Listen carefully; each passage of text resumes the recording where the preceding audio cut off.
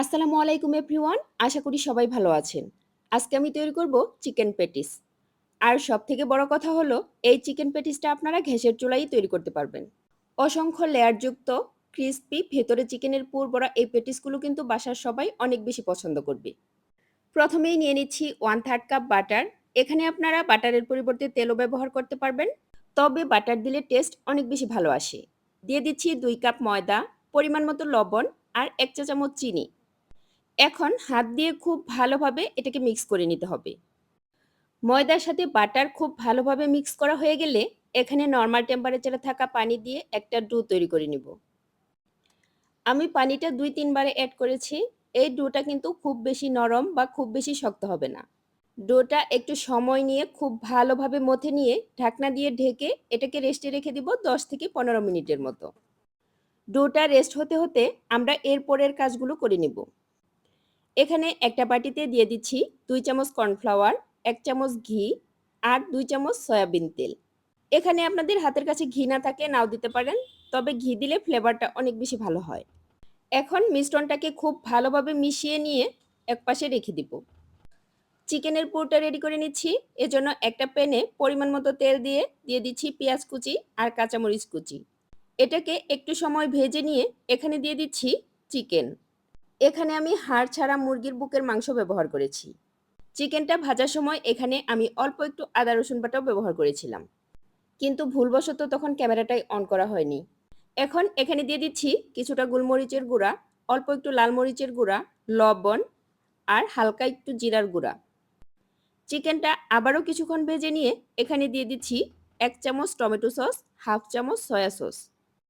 এখন সসটাকে চিকেনের সাথে ভালোভাবে মিশিয়ে কিছুটা সময় ভেজে নিলেই আমাদের চিকেন পুরটা রেডি। এখন আমরা যে ডোটা রেস্টে রেখেছিলাম সেখান থেকে কিছুটা ডো নিয়ে পাতলা করে রুটি বানিয়ে নিব। এই রুটিটা যত বেশি পাতলা করে বেলা হবে এর ভেতরের লেয়ারগুলো ততটাই বেশি মচমচে হবে। আমি সবগুলো রুটি বেলে নিয়েছি। এখানে আমার মোট 8টার মতো রুটি হয়েছে।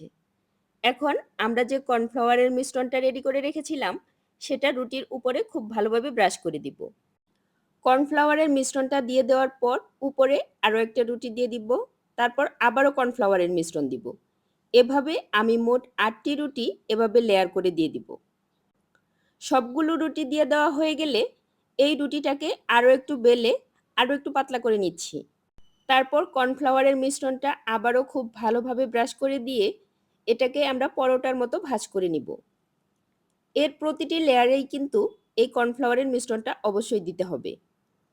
ভাঁজ করা হয়ে গেলে এটাকে ঢাকনা দিয়ে ঢেকে আবারও 10 মিনিটের মতো রেস্টে রেখে দিব। 10 মিনিট পর এটাকে হালকা হাতে আবারও বেলে নিব। এটাকে কিন্তু খুব বেশি প্রেসার দিয়ে বেলা যাবে না, এটা আলতো আলতো করেই বেলতে হবে। তারপর এটাকে ছুরি দিয়ে 4 কোণা করে এভাবে কেটে নিচ্ছি। এখন এই 4 কোণাকার অংশের মাঝখানে চিকেনের পুরটা দিয়ে মাঝখান বরাবর এটাকে আটকে দিব।